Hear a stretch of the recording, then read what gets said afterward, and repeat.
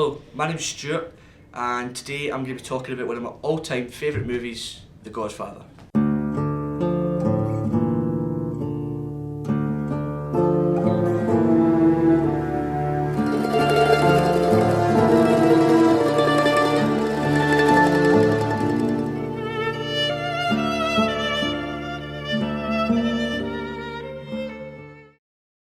The Godfather is one of the all-time classic crime movies, and for good reason.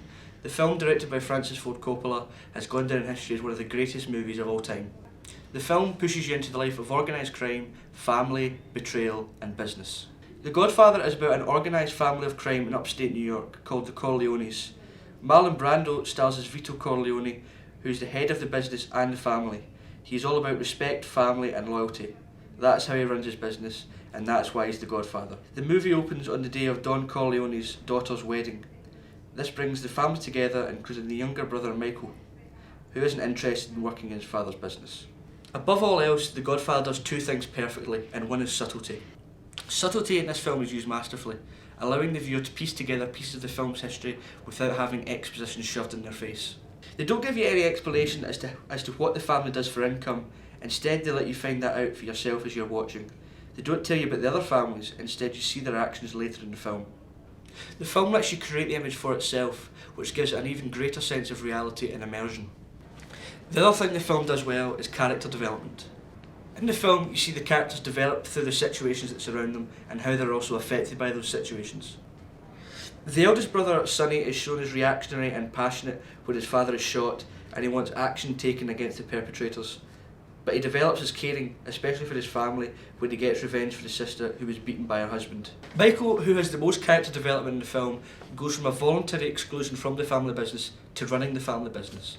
The film does this by slowly pushing Michael into the life of his father. He enroaches the life slowly, doing one job to protect his father out of the kindness of his heart, to discussing plans, to killing rivals. It is the excellent character development in the film that makes the characters all seem so realistic to the viewer. Undoubtedly the most iconic character in the film is that of Marlon Brando's Vito Corleone.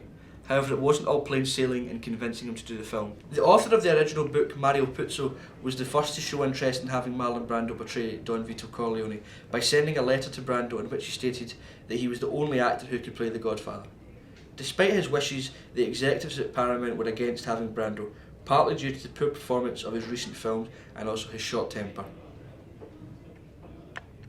The studio instead pushed for Laurence Olivier to portray the role of Corleone, but his agent told the studio that he was sick and couldn't take the part, which was later revealed to be a lie to get out of doing what he believed was going to be a really bad movie. After months of debate between Coppola and the studio finally gave in and allowed Coppola to film a screen test with Brando for the part of Corleone.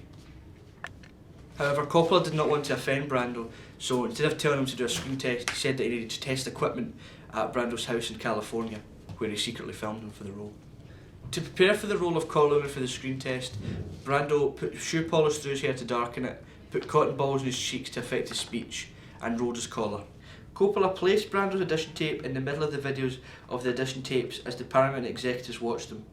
They were so impressed with Brando's efforts and allowed Coppola to cast Brando for the role as long as Brando accepted a lower salary and put up a bond to ensure he would not cause any delays in production.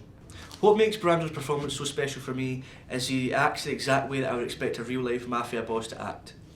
Verbally, he doesn't need to say a lot, because the eyes and the reputation he already has does a lot of the talking for him. Every time I watch the film, it strikes me how deeply Brando is involved into the role of his character. Most actors around Brando in the film are very talented, but you can feel that they're just playing roles.